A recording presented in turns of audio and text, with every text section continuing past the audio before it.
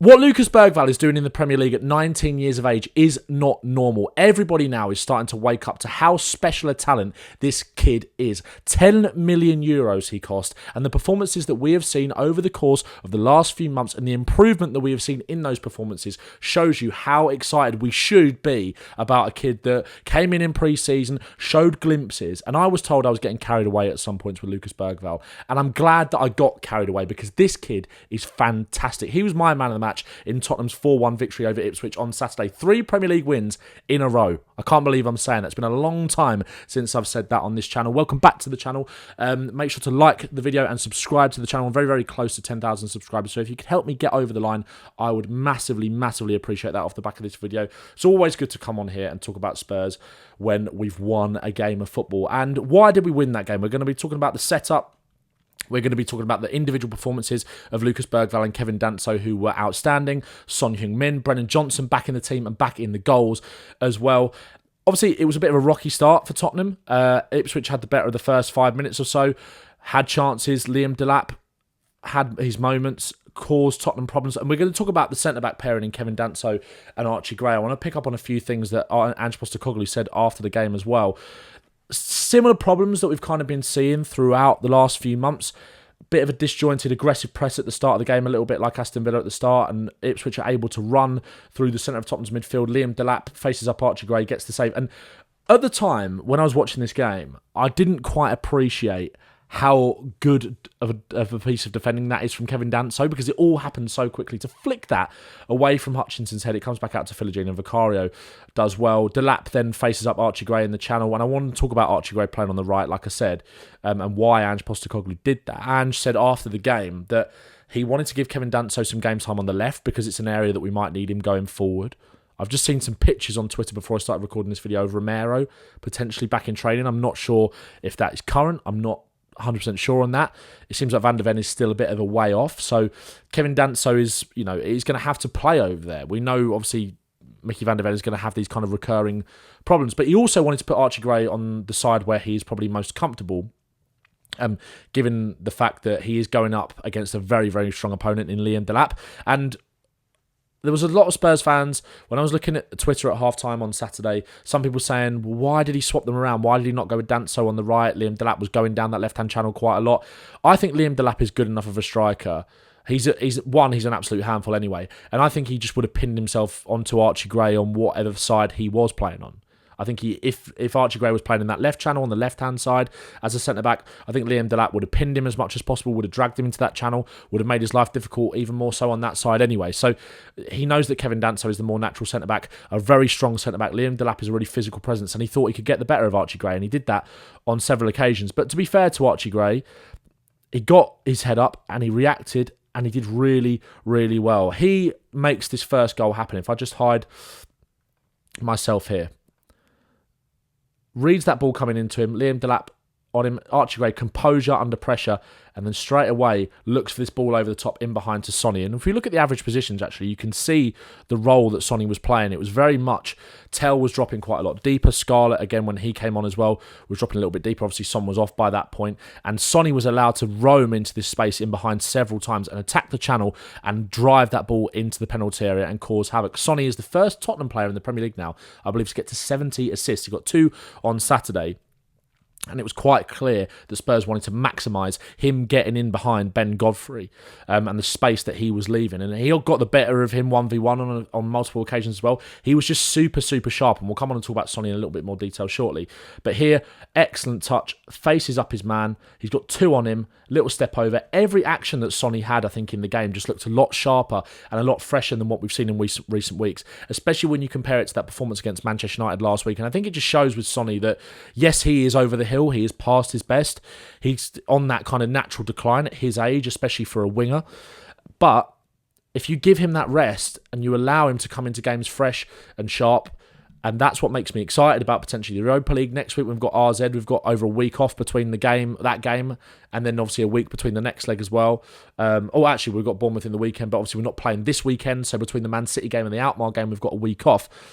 It'll be interesting to see what Ange does in terms of resting players for those games and how he rotates. I'm going to do a video about the Man City game tomorrow, so make sure to subscribe and set the notification bell for that. But it just shows you that when Sonny does get that bit more of a rest, he can still provide assists, goals, and just be a much sharper, direct 1v1 threat.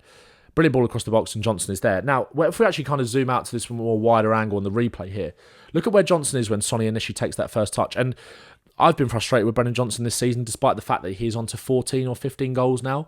And I've never once criticised his ability to get into the box and arrive at the right time. I've criticised his lack of bravery, lack of desire to take his man on, the fact that sometimes our attacks break down as a result of that lack of bravery. But what you cannot ignore, and what is absolutely priceless, is that knowing, that knack of when to arrive in the box, that striker's instinct almost.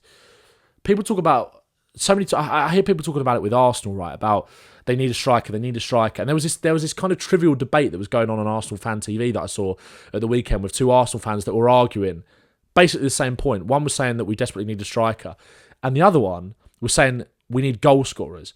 They're kind of making the same point, but your goal scorers don't necessarily have to be your strikers, right?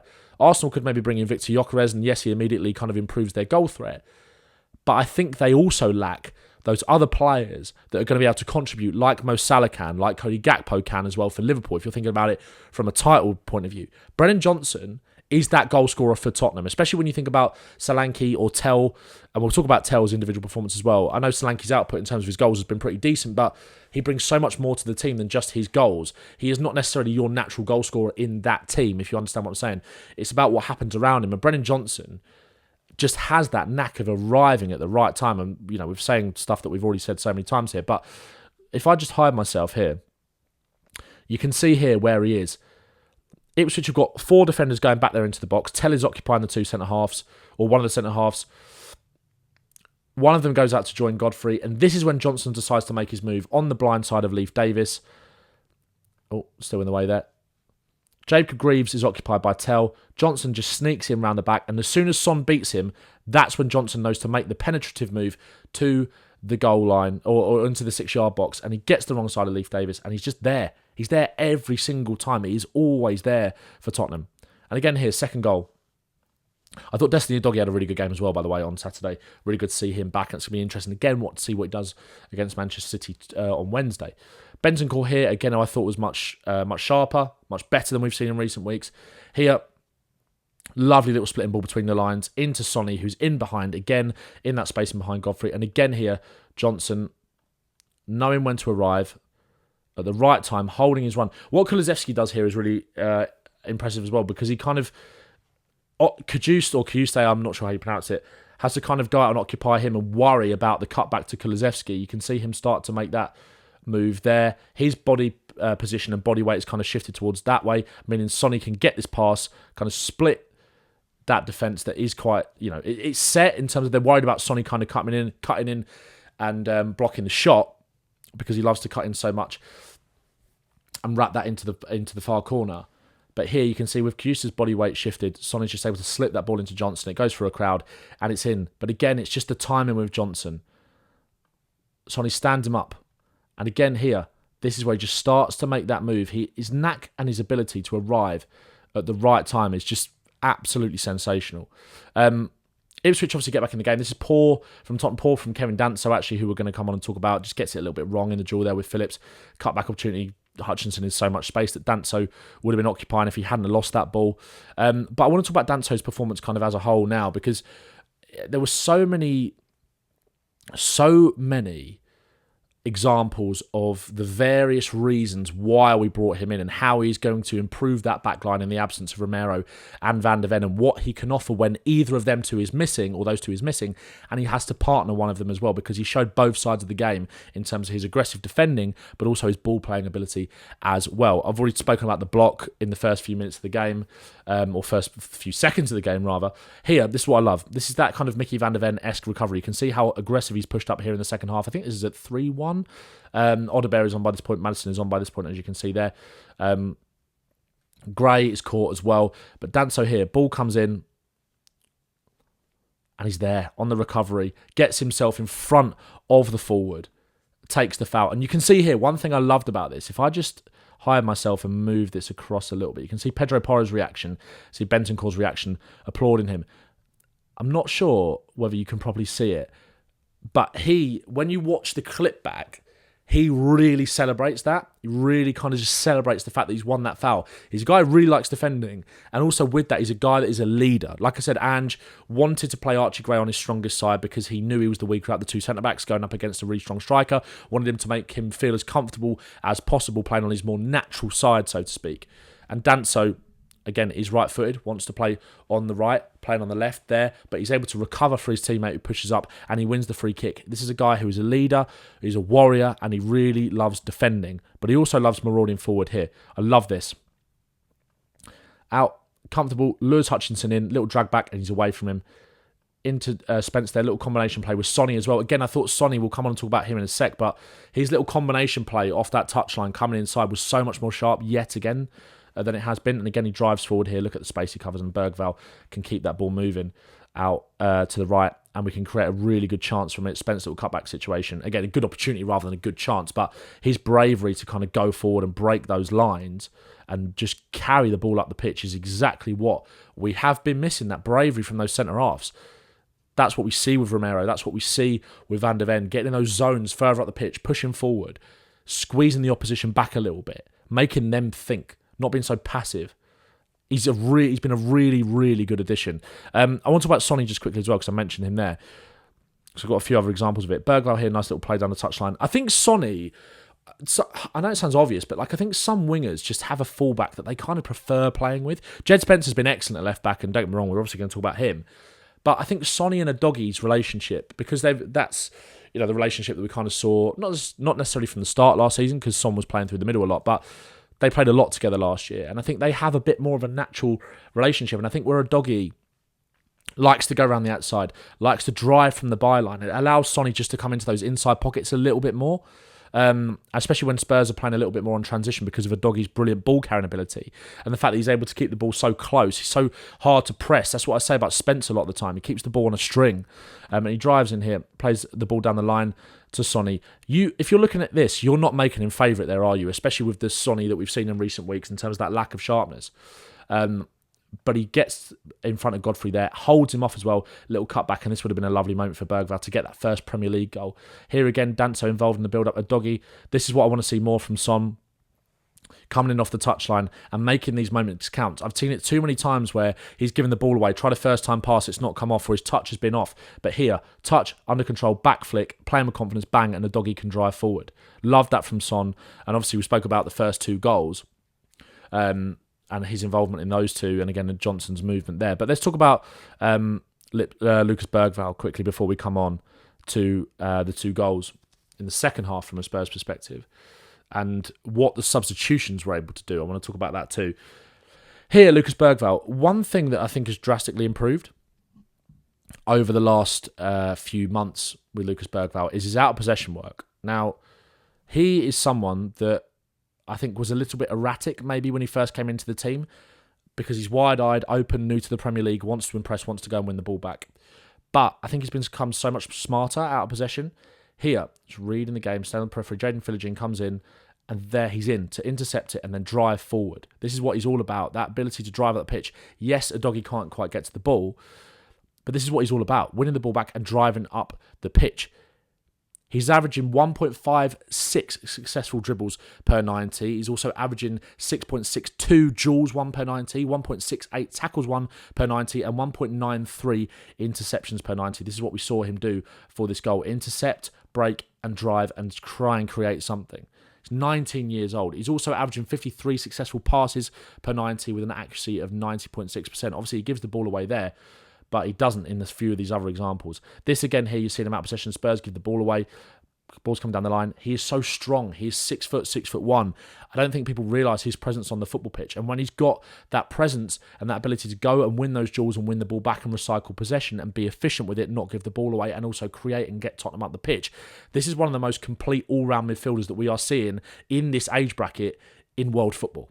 That is what we are seeing. That is what we thought we might get with Lucas Bergvall. I think, again, I've spoken about this so many times with Bergvall that I think when we were kind of seeing the compilations that were floating around when he was signing for us, you're seeing a lot of the pretty passes, a lot of the pretty things. You didn't see so much of the ugly stuff.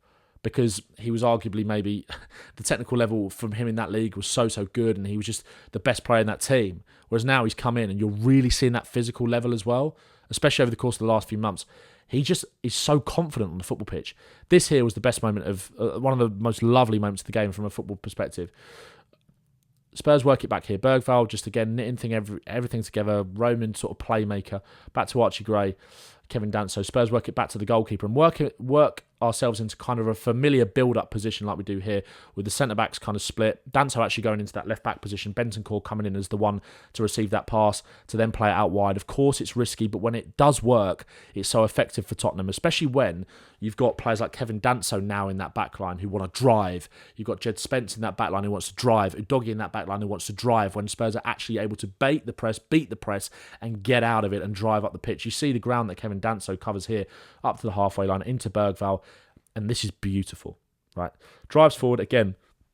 Think about those successful carries, those successful dribbles. Here, look at the change of direction here.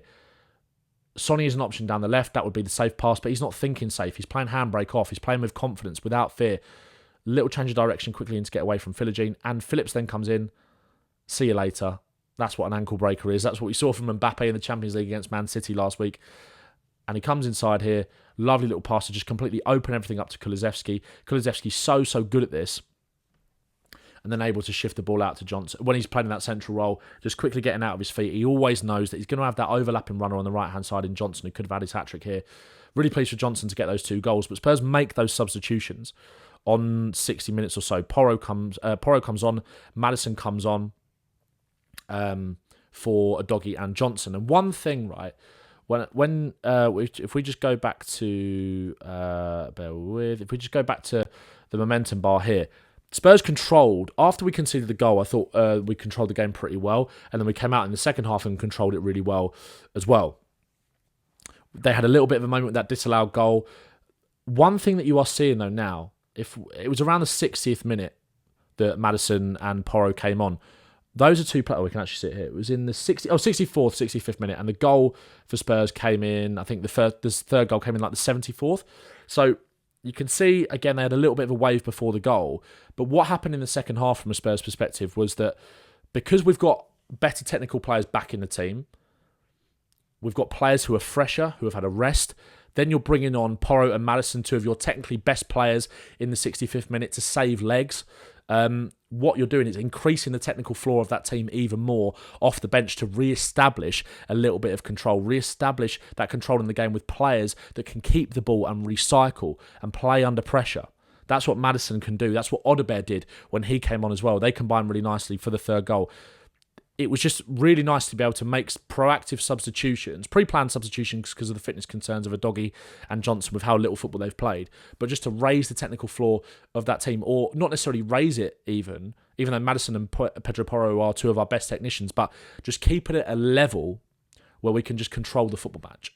And that's what we did well. Here, Kevin Danso again, involved in the goal, in the build-up for this. The kind of 50 seconds or 60 seconds before the 3rd goal are brilliant from Tottenham. We're playing some of the best football that we've played in recent weeks. And again, that is not a coincidence with how fresh these players are now. Hutchinson tries that little flick. Little flick around the corner. Danso aggressive again, getting up to win that ball back, and he drives forward with it. Out to Wilson Odobert. Again here, under pressure, keeping the ball, recycling it. Maddison and Odobert working together here to just work the ball back to Spence, who'd moved over to the left by this point, and obviously he scores this goal. Spurs work it back inside. Danso here, again, able to get away from Hutchinson and split the midfield and break the lines with this pass into Odobert, who comes to receive. And then Spence is driving. That's what we like to see from Spence. I did say I think his attacking game is going to go to another level when he's playing consistently on the right. But again here, he's got that desire and that bravery to run. He's got players inside who he can combine with. Odobert takes, I think that's O'Shea away, creates that little pocket of space for Maddison. Odobert occupying 2 players in Phillips and O'Shea. Maddison here, you dare not foul him. Look at the footwork in this tight space here and away. From 3 players, he just takes out the game there. It's unbelievably good from Maddison. And again, like I said, you're arguably raising the technical floor of the team with him coming on able to control the game, but also you've got players that are coming on fresh who can make these quick decisions to affect the game and put it to bed. And that's what Spurs have really, really lacked. Any sort of energy, any sort of freshness, any sort of creativity, any sort of guile coming off the bench, or even to start games recently, just with how much this team has been running to the ground. But Spence here, again, how quickly he shifts it and shoots, takes a deflection, but it's in. And again here, the fourth goal. Dane Scarlett, don't ask me why, but I think he's got a big moment in this season for us. I really do. I really think there's a big moment coming for Dane. Here, Bergvall again, under pressure, in a tight situation, is able to just poke that ball out to Kevin Danso, launch it up the pitch. And Dane Scarlett, that is an unbelievably good flick on. And Dane Kulusevski, who I actually thought was pretty average in the game, but again, I think Kulusevski is just... He did that interview on Friday, didn't he? I think with Sky, where he was talking about the fact that he's just been playing at 20, 30, 40%. I think Ange, again, in the post-match press conference on Saturday, was just talking about how, this is a player that has sacrificed kind of so much and just kept turning up, not complaining. These are the leaders and the characters you need in this team. And again here, he had that bit of space and he showed his quality despite the fatigue that we've seen from him. It is a brilliant finish. It is an absolutely brilliant finish. And Spurs, look, we rode our luck at times in that game, but we established control when we needed to. We've got players back. It's all starting to feel a little bit more fresh. What does it mean for Tottenham, right? Have we turned that corner now? I personally think that we still just need to kind of keep taking it game by game. I think winning becomes a habit. We're back into that. The feel-good factor is back there. The Europa League is back on the horizon. Decent draw in that one against RZ Alkmaar. Things are starting to look up for Spurs. They are starting to look up. A European race, in terms of those positions, is not necessarily out of the question. It's going to be a hard task to overturn that points gap. But you never know what the table could look like in a month's time with how some of those teams above Tottenham are either being quite inconsistent, or someone like a Chelsea who are kind of just falling a bit like a stone with the form that they've been in. Spurs are really starting to just kick back into gear now, and it's no coincidence that that's come about with that little bit of freshness. Spurs haven't had the toughest of tests in the Premier League over the course of the last 3 weeks, right? Brentford away was the toughest of them, arguably. Ipswich have already beaten us this season. Man United, I felt confident going into that game, and I felt confident going into Saturday. Was it necessarily a 4-1 game? Maybe not, but Spurs definitely deserved to win it, and it was probably the most convincing of the performances that we have seen in these recent wins. Brilliant individual performances, starting to just get that little bit of confidence back, a little good feel-good factor within the club and within the team and with the manager as well. And I think I watched Ange's post-match presser on the plane back from holiday yesterday, and he was saying so much great stuff, and he was talking about Spurs getting kind of sucked into this relegation conversation. I think as fans, we react. We're hyperbolic a little bit because we feel it, we care, it's our club, right? And Spurs aren't in that conversation anymore at all. We're way out of it. But, some of the stuff that he was saying, it just shows you how great it is to have a clear communicator in these situations where you were going through that adversity and there's a lot of stuff going wrong. And Ange's press conference is brilliant. Go give it a watch. The stuff that he was saying about Danso, Gray, all of the players that have committed so much for a difficult period. And it has been a difficult period for Spurs, but it feels like we're out the other side of it. We might have turned that corner, but I'm still just kind of taking it game by game. And the next game is on Wednesday against Man City, and we could win that, and that could be 4 in a row. And then you're looking at some serious momentum building coming into the crunch period of the season where Spurs have got a big trophy to play for and a winnable trophy to play for. So that's how I'm looking at it. Let me know your thoughts in the comments below around everything that we talked about in this video. Make sure to like it. Make sure to subscribe to the channel. I've been Ben Bowman, and up the Spurs.